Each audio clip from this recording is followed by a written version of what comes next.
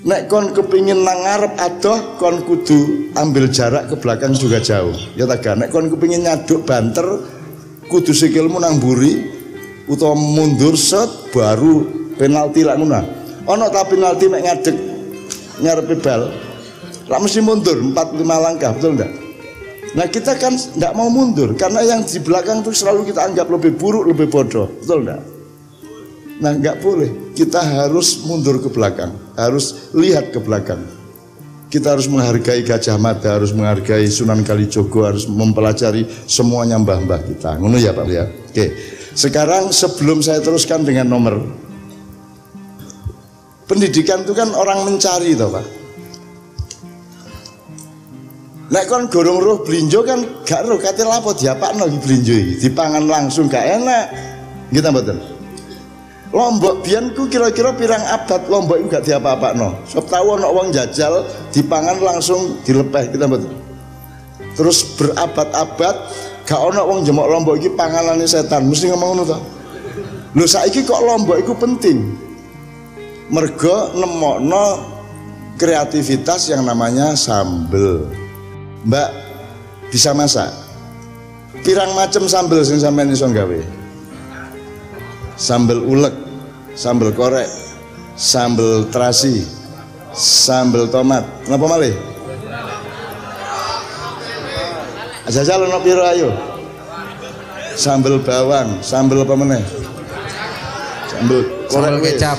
Sambel kecap, apa meneh? Sambel terong, ya apa meneh? Di Belanda ada sebuah perusahaan yang namanya Konimax, produksi utamanya adalah sambel. Itu karya mbah-mbah kita, orang Belanda yang jualan di Eropa dan seluruh dunia. Botol cilik ngene isine sambel, ada 26 macam sambel. Ono sambel Gandaria, ono sambel muacok, 26 tak hitung kok. Lah iya, wong mbah sing gawe. Wong liya sing memproduksi kene sing tuku lak goblok kae dhewe. Kita betul.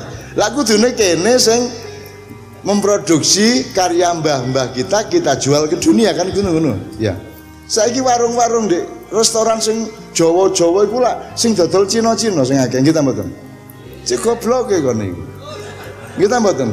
Wong ku dak mbahmu.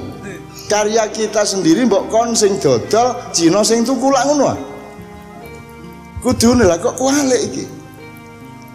Dan ini ternyata gak mek sambel tok, Pak. Sepatu sing gawe di Bandung dikirim nang Italia didol rene meneh. Terus kon tuku, wah ki Italia ndasmu iku Bandung iku, Tangerang iku.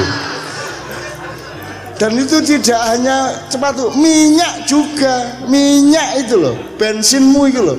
Ngeruk ndek kene, nambang ndek kene dikirim nang Jopo, didol meneh rene. Dan itu kabeh hampir semua produk seperti itu. Pesawat Boeing ya, iki pesawat sedang mulai kacau-kacau utangnya kakean ya. Aku gak ngomong pesawat yang mana. Dulu presiden sebelum yang sekarang itu melegitimasi menjamin pembelian sekitar 200 sampai 300 armada pesawat beli dari Boeing ya. Terus digawe saiki sing paling akeh dhewe pesawate dijamin oleh negara. Seharusnya negara jangan menjamin swasta, yang dijamin harusnya BUMN. Misalnya Perpati yang sekarang mati, Garuda sekarang mengalami kesulitan, hutangnya terlalu banyak dan ini bisa bangkrut kapan-kapan. Gitu ya. Karena saya ikut nanganin itu, dikongkon melok nangani ngono-ngono iku lak gendeng ya. Lah aku iki roh apa? Tapi aku disambati teko nang aku ambruk. Ya. Nah, kon tak kandhani sawangane gawe di Amerika sing jenenge Boeing atau Airbus di Perancis. Tapi perangkat-perangkatnya gawe di Bandung. Bandung kirim nang Amerika dituku kene meneh coba lah goblok ya arek. Indonesia iki Masya Allah ci apike atine ya. Jadi bijaksana karo goblok iki rada meh-meh padha. Iya toh, makanya di Maknya sering saya minta Anda waspada terhadap konteks nilai. Misalnya pelit karo hemat, itu meh padha loh. Ya, apa meneh boros karo loman meh padha. Keras kepala karo konsisten padha lho. Ah, ya apa kon kate ngarani iku konsisten tak ndase atos. Nah, Anda harus tahu, Anda harus objektif, harus bisa melihat kebenaran dengan presisi nilai yang tinggi. Betul enggak? Saiki ono liberal, radikal segala macam. Terus seolah-olah ono wong sing radikal tok, ono wong sing liberal tok. Iki ya goblok. Gak ono. Radikalitas kita punya. Liberalitas kita punya, moderat kita punya, dan kita menggunakannya pada saat yang tepat. Ketika kon memutuskan aku ngerabi arek iki, iku radikal ta moderat? Wong kon oleh ngerabi kok oleh kon njupuk mek situk, radikal ta gak? Dari 50 loh, dari 50 wedok kon milih situk lah radikal. Jadi kalian seorang radikalis. Bener tak gak? Begitu kon rabi, kon liberal tak gak? Ketika belum rabi milih arek wedok ya liberal rek. Aku ya iko ya oleh, iko ya oleh, iko ya liberal. Begitu wis rabi oleh liberal tak gak? Begitu wis rabi ya apa Dek? Bengi iki sampean karo tangga sing ndi? Aku tak karo sing iko ya ngono. Iku jenenge liberal. Begitu rabi kudu konservatif, kudu ortodok nek perlu, kan begitu.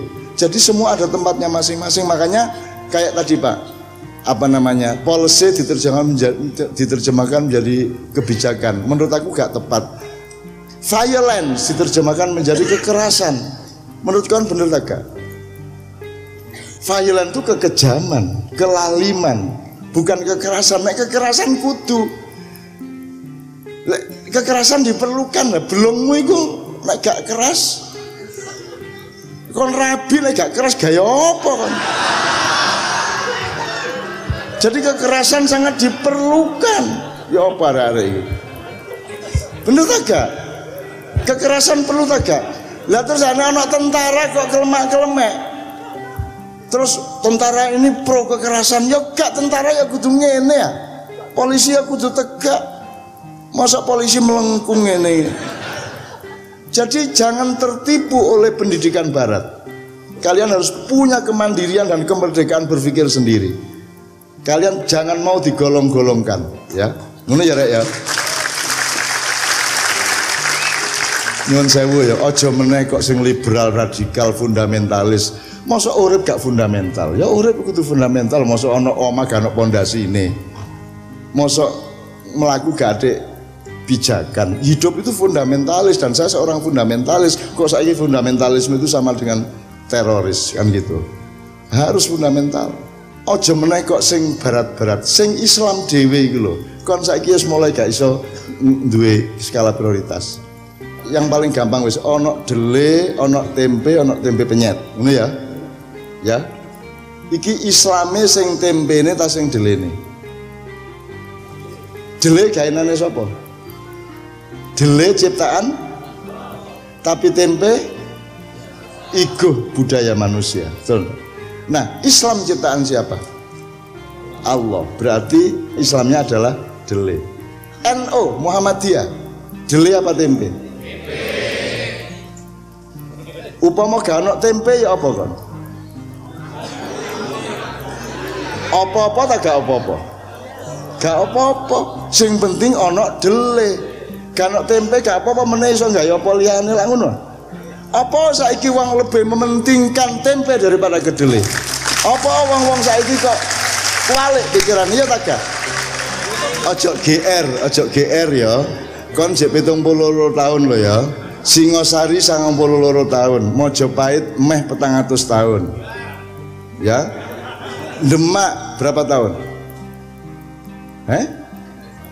Coba dipelajari. Jadi kalau kamu bilang NKRI harga mati, dipikir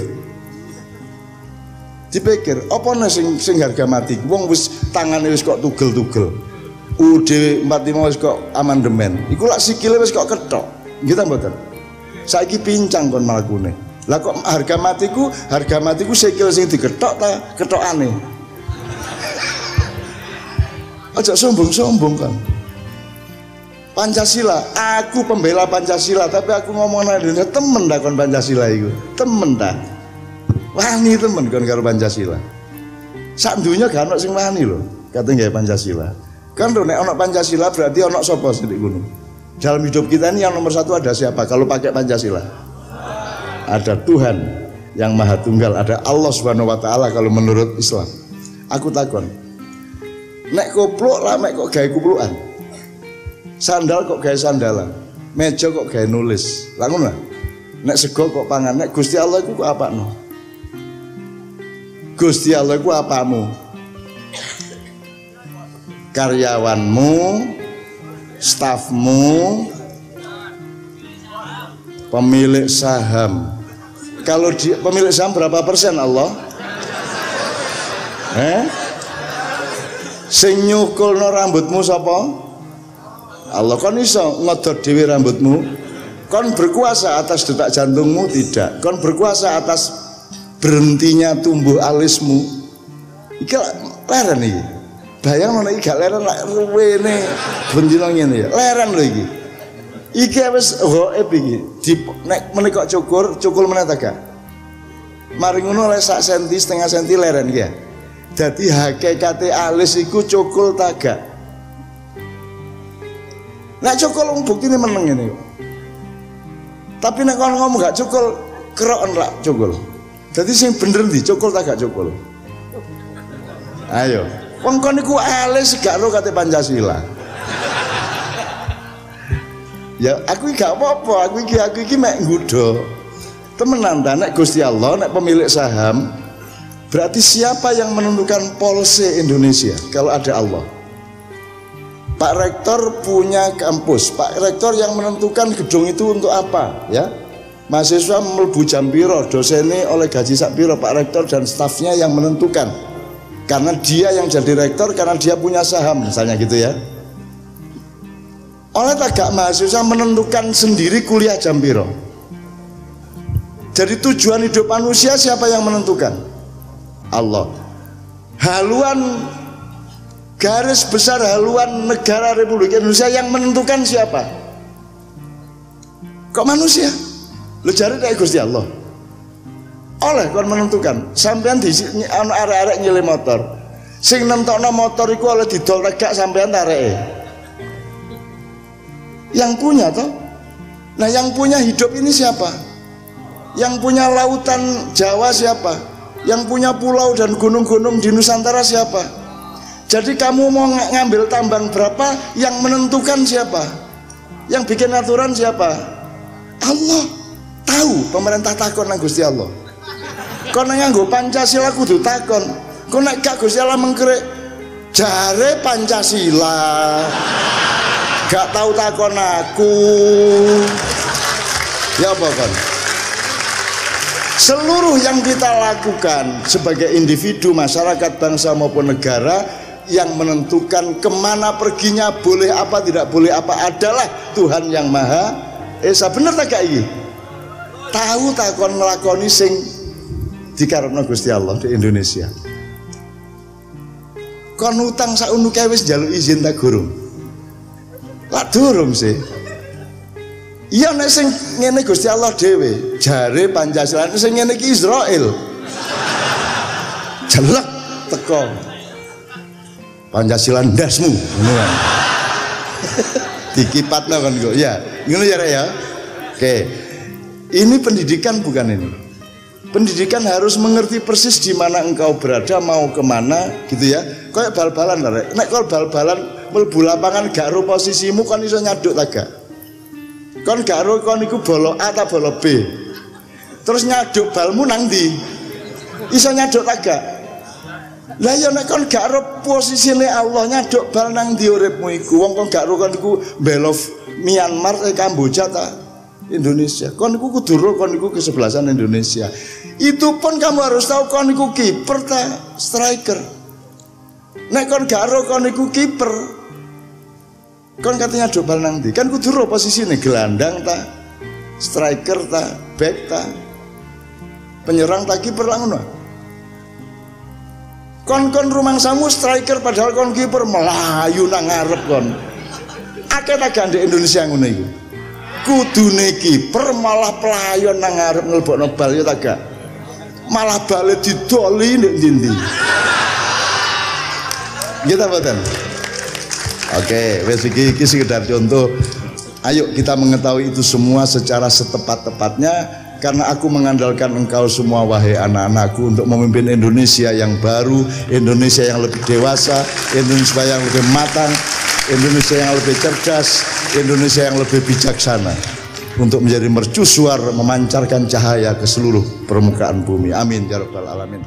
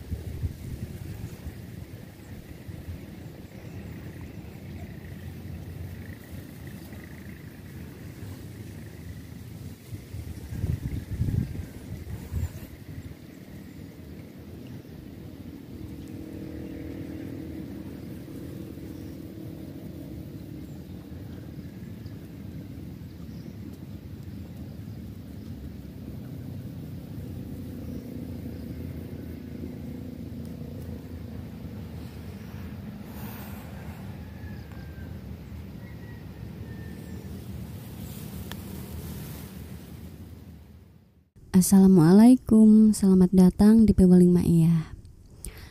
Berikut ini adalah kutipan video Sinau Bareng tahun 2017. Dan sebatas yang dapat kami tangkap, kurang lebih beginilah ulasan, rangkuman, atau pointernya. Pointer yang pertama adalah Mbah Nun ngendiko bahwa jika kita ingin meluncur jauh ke depan, maka kita harus mundur terlebih dahulu. Dalam hal ini, Mbah Nun mengumpamakannya dengan tendangan penalti. Jadi, kalau orang menendang bola, pasti dia akan ambil jarak beberapa langkah ke belakang. Tidak ada orang yang menendang penalti tepat di depan bolanya. Selanjutnya, Mbah Nun menawarkan agar kita tidak berlaku sebagaimana selama ini kita bersikap. Bahwa selama ini kita tidak mau mundur ke belakang karena kita selalu menganggap yang di belakang ini dianggap lebih buruk, lebih bodoh, dan ketinggalan zaman. Pada pointer ini, intinya Mbah Nun menawarkan untuk senantiasa menghargai sejarah kita, harus mau mempelajari Gajah Mada, Sunan Kalijaga, dan seterusnya. Karena jika kita ingin maju ke depan, maka tidak ada pilihan lain selain harus mau mempelajari sejarah kita. Pointer selanjutnya, Mbah Nun ngendiko perihal pendidikan. Dan sebatas yang dapat kami tangkap, kurang lebih begini garis besar pada pointer kedua. Jadi, pendidikan itu intinya adalah orang mencari. Dalam hal ini, Mbah Nun memberi gambaran sederhana dari cabai. Bayangkan, dulu pertama kali manusia menemukan lombok, pasti langsung dicampakkan. Bagaimana tidak? Saat pertama memakannya, orang akan berpikir bahwa mungkin ini racun atau tumbuhan yang tidak bisa dimakan. Namun seiring berjalannya waktu, orang mulai mencari apa gunanya lombok itu. Hingga akhirnya sekarang kita sudah tinggal menikmati saja. Ada banyak macam sambal karya mbah-mbah kita, mulai dari sambal terasi, sambal mata, sambal kacang, sampai sambal kecap. Sampai di sini selanjutnya Mbah Nun sedikit melebar, yang intinya adalah kakek nenek moyang. Kakek nenek moyang kita dulu sangat kreatif dan hebat. Mereka menciptakan sambal saja sebegitu banyaknya. Mungkin sekarang kita tidak kagum karena kita sudah tinggal menikmatinya saja. Bukankah itu butuh kecerdasan untuk dapat menemukan kegunaan dari cabai menjadi sambal? Bahkan hingga menemukan kegunaan cabai sebagai bumbu olahan yang bermacam-macam. Namun sayangnya kita tidak menyadarinya. Justru orang luar yang mengaguminya, bahkan merekalah yang melestarikannya. Hingga ada suatu perusahaan besar di Belanda yang bernama Conimax. Perusahaan itu memproduksi sambal yang beraneka ragam hingga memiliki 26 varian yang dijual di seluruh benua Eropa. Padahal semua itu adalah karya dan warisan dari mbah-mbah kita.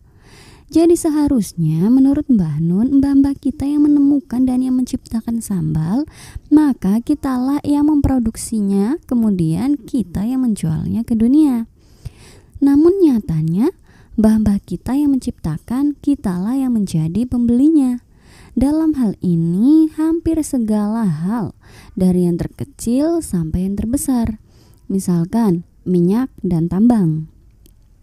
Kita yang memiliki tambangnya, kemudian kita yang jadi kuli tambangnya, namun diolah oleh luar dan kita juga yang jadi pembelinya. Bahkan sepatu pun begitu. Bikinnya di Bandung, kemudian dibawa ke Italia, setelah distempel made in Italy, lantas kita membelinya kembali dengan harga yang jauh lebih tinggi. Atau coba tengok sekeliling kita, contohnya restoran-restoran yang jualan nasi padang, sate atau apapun saja yang sebenarnya itu karya mbah-mbah kita, namun yang jual Cina, orang luar dan seterusnya. Sementara kita hanya sebagai karyawannya, waiternya, satpamnya. Selanjutnya, pointer yang ketiga adalah intinya pada pointer ini Mbah Nun mengajak untuk tidak mudah mempercayai media dengan segala macam adu domba dan kebodohannya. Misalkan, sekarang ini sering sekali kita dengar kata radikal lah, intoleran lah, dan sejenisnya itu.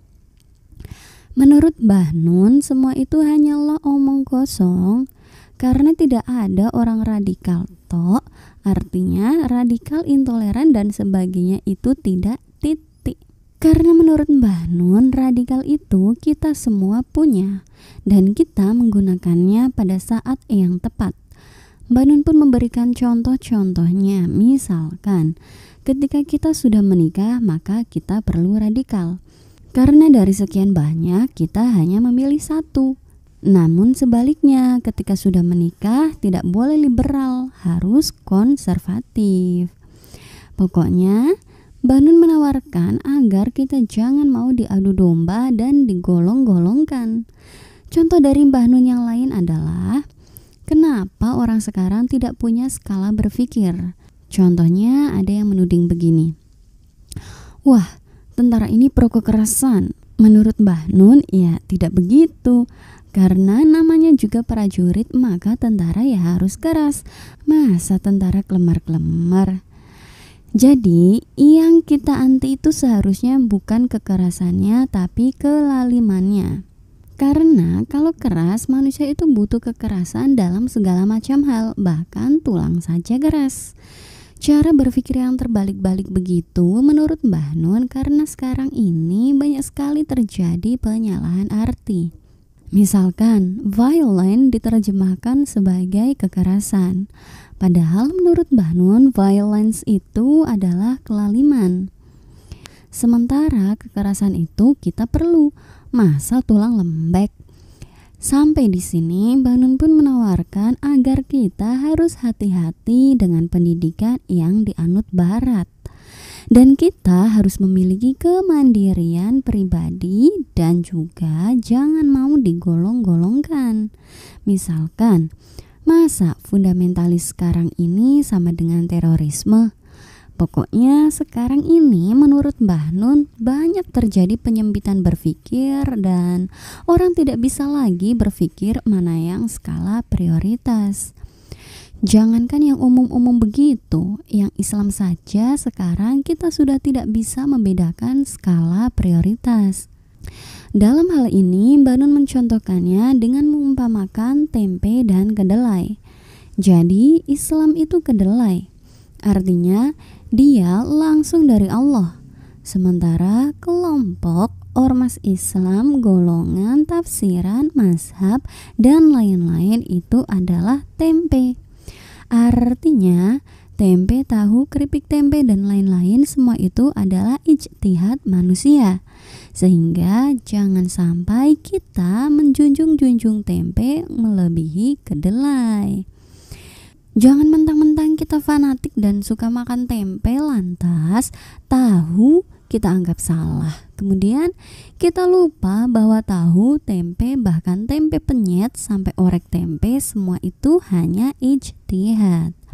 Sehingga jangan saling berantem dan menyalahkan antara pencinta tempe dengan pencinta tahu, karena itu semua sama-sama kedelai.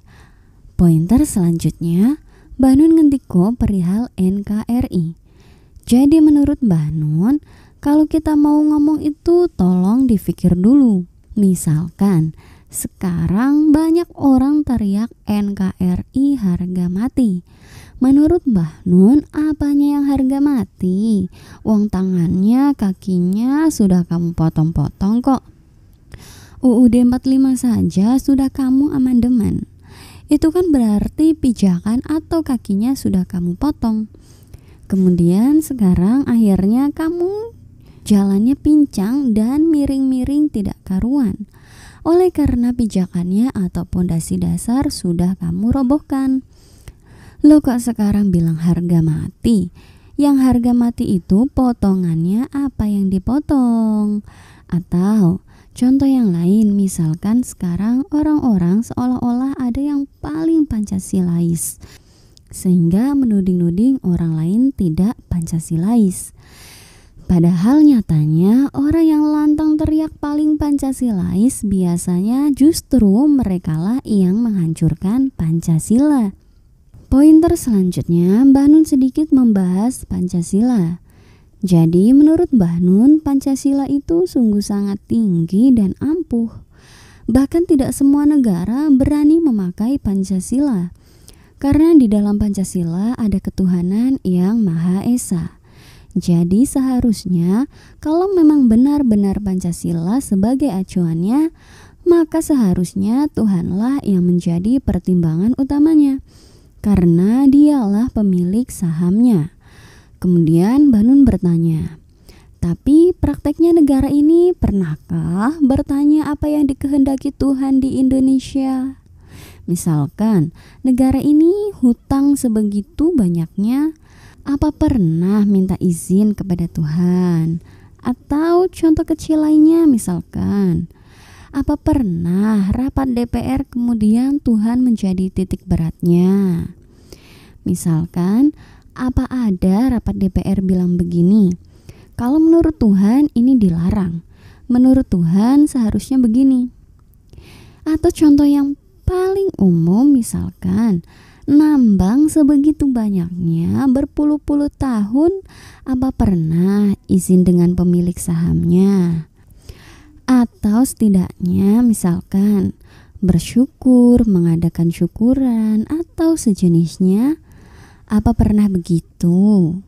Sebagaimana para nelayan atau petani yang selalu berterima kasih dengan mengadakan sedekah bumi atau sedekah laut misalnya.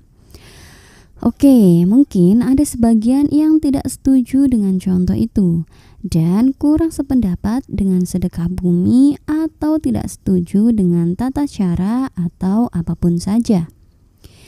Namun setidaknya substansinya adalah kakek nenek kita sejak dahulu kala, jauh sebelum mengenal Islam, mereka sudah tahu tata krama, sudah tahu terima kasih, sudah kenal sedekah, dan sudah menjalankan syukur.